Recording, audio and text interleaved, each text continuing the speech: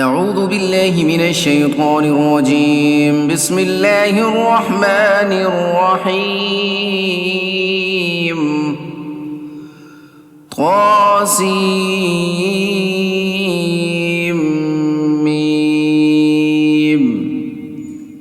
طاسین میم تلک آیات الکتاب المبین، یہ اس کتاب کی آیتیں ہیں جو حقیقت واضح کرنے والی ہیں۔ نَتْلُو عَلَيْكَ مِن نَّبَإِ مُوسَىٰ وَفِرْعَوْنَ بِالْحَقِّ لِقَوْمٍ يُؤْمِنُونَ، ہم ایمان والے لوگوں کے فائدے کے لیے تمہیں موسیٰ اور فرعون کے کچھ حالات ٹھیک ٹھیک پڑھ کر سناتے ہیں۔ إِنَّ فِرْعَوْنَ عَلَا فِي الْأَرْضِ وَجَعَلَ أَهْلَهَا شِيَعًا يَسْتَضْعِفُ طَائِفَةً مِّنْهُمْ يُذَبِّحُ أَبْنَاءَهُمْ وَيَسْتَحْيِي نِسَاءَهُمْ إِنَّهُ كَانَ مِنَ الْمُفْسِدِينَ۔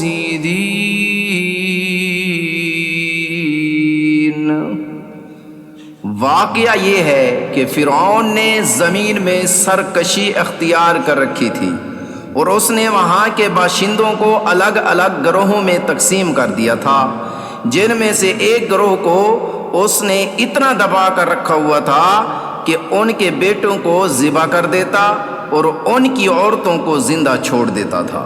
حقیقت یہ ہے کہ وہ ان لوگوں میں سے تھا جو فساد پھیلایا کرتے ہیں۔ وَنُرِيدُ أَن نَّمُنَّ عَلَى الَّذِينَ اسْتُضْعِفُوا فِي الْأَرْضِ وَنَجْعَلَهُمْ أَئِمَّةً وَنَجْعَلَهُمُ الْوَارِثِينَ،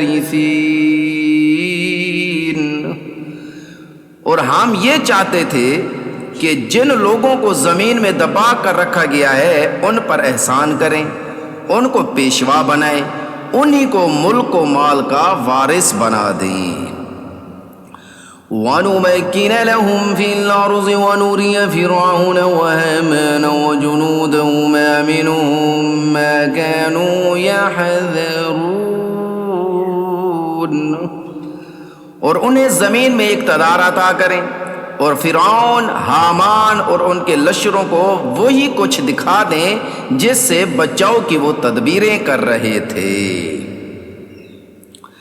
وَأَوْحَيْنَا إِلَىٰ أُمِّ مُوسَىٰ أَنْ أَرْضِعِيهِ فَإِذَا خِفْتِ عَلَيْهِ فَأَلْقِيهِ فِي الْيَمِّ وَلَا تَخَافِي وَلَا تَحْزَنِي إِنَّا رَادُّوهُ إِلَيْكِ وَجَاعِلُوهُ مِنَ الْمُرْسَلِينَ،